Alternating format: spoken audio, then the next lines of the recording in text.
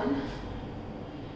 I'm here for standard 7 NCERT and I'm going to explain you next topic, and that is a poem, and the name is The Shed. Last time we had done Gopal and Hilsa Fish. Now today I'm going to make you understand the poem The Shed. Okay? Now अब इस poem में कुछ बहुत नया नहीं है, कुछ हमारे एक्सपीरियंस हैं जो हमें कभी कभी ऐसी कुछ फीलिंग्स होती है कि कैसा है ये, क्या है ये, ऐसा होता है कई बार, और हम खुद को रिलेट करते हैं ऐसी स्टोरी के साथ। ओके, अब जब आप सुनेंगे कि स्टोरी में क्या है तो आपको मालूम पड़ जाएगा कि एक्चुअल में हमारे साथ भी ऐसा होता है। Okay, do you know what a shed is?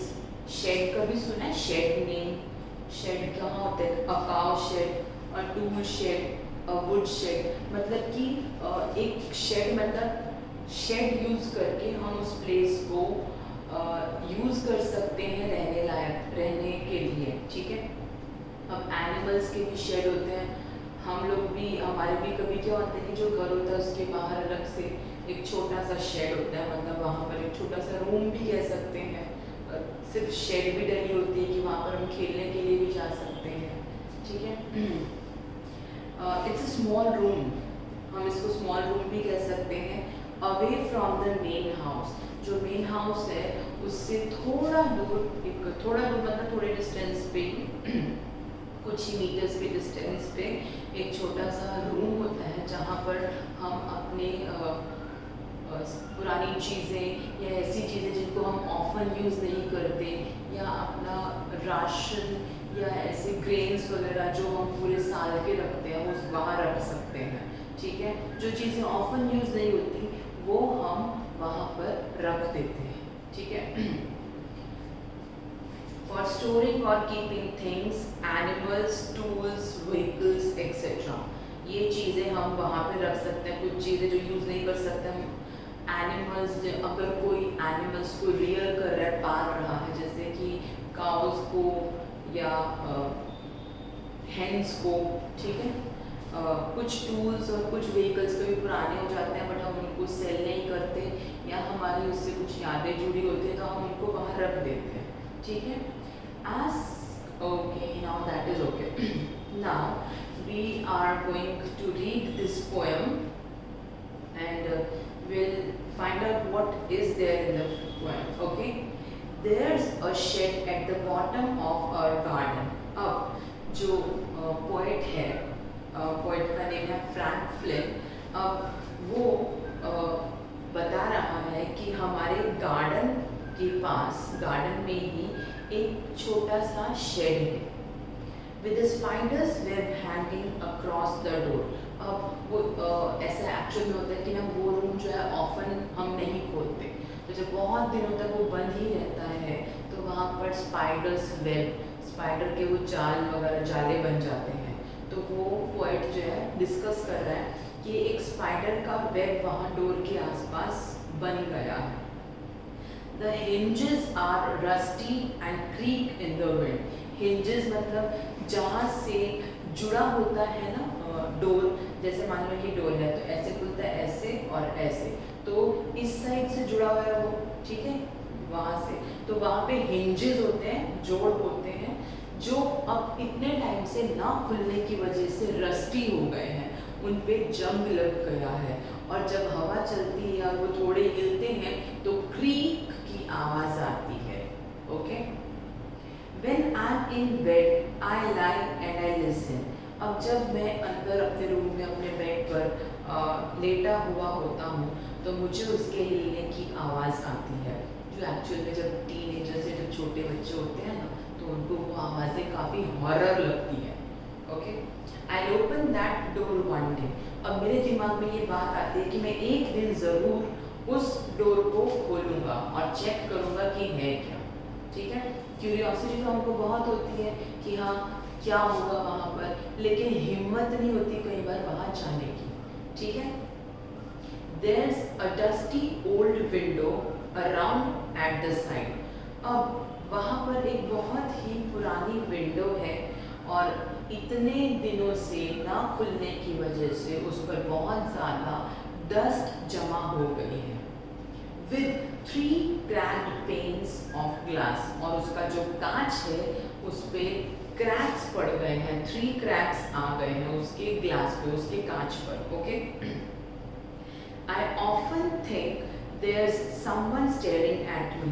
अब ऐसा बहुत बार होता है, कई बार जब हम घर पे अकेले होते हैं और हम लोगों ने या तो कोई हॉरर मूवी देखी होती है या हमें ऐसा कुछ माइंड में रहता है, तो हमको ऐसा लगता है कि कोई हमें कहीं से देख रहा है. हम घर पर अकेले हैं, हमें ऐसा लगता है कि कोई हमें कहीं से या वहाँ से देख रहा है, या हमें क्या बाहर की जो शैडोज होती हैं ना पेड़ की या किसी और चीज़ की, तो हमको लगता है कि वो कोई इंसान है या वो कोई ऐसा है कि जो हमें देख रहा है.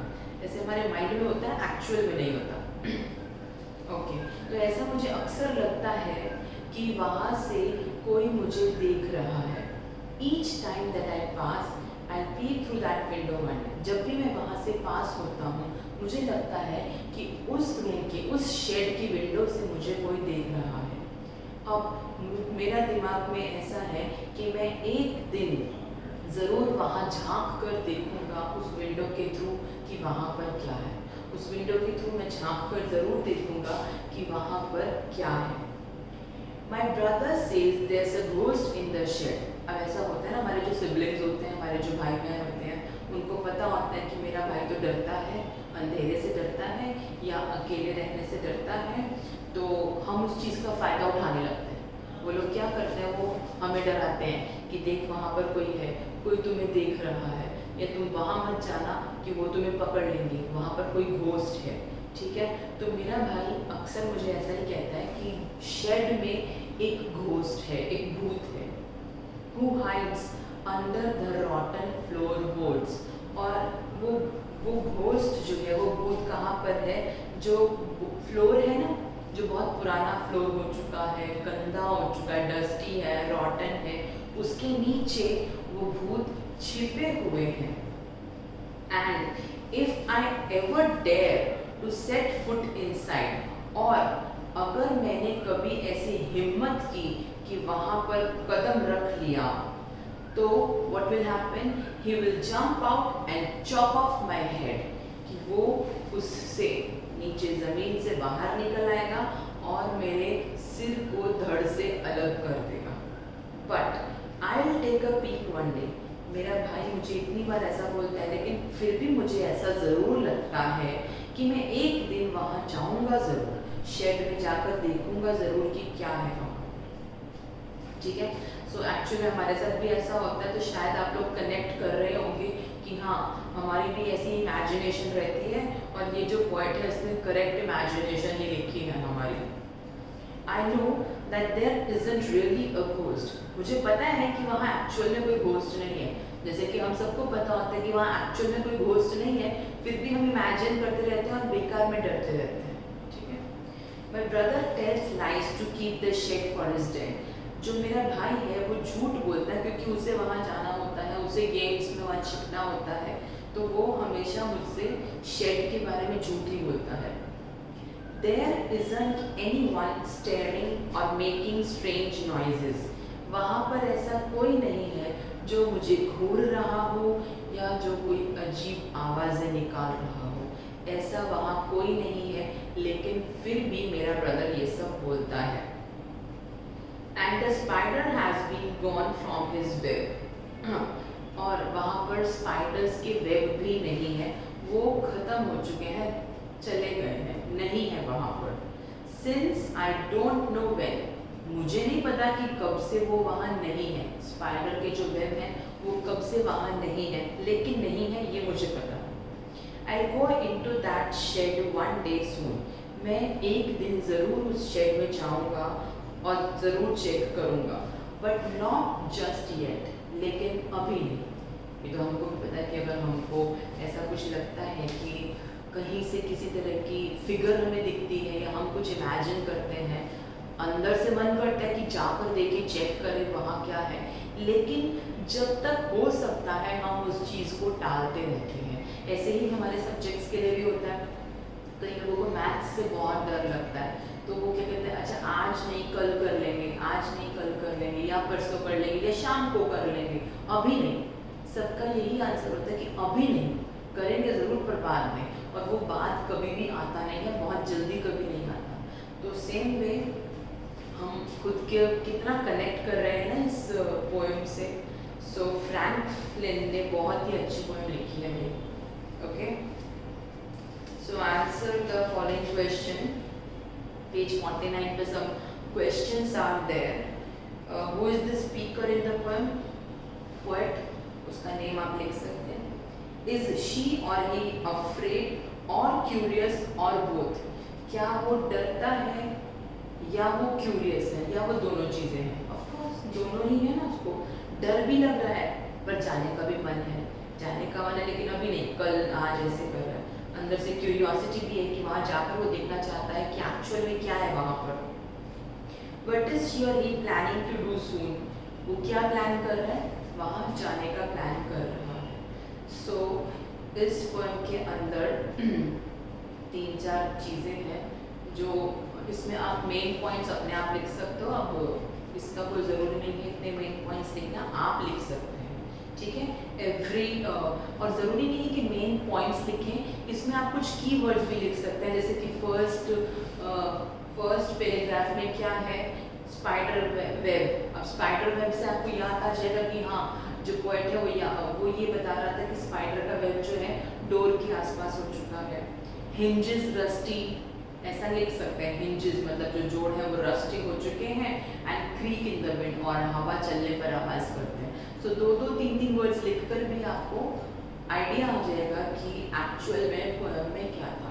सो इसमें पॉइंट्स लिखने की नीड नहीं है, हर एक पैराग्राफ से एक लाइन के 2 वर्ड्स लिख सकते हैं।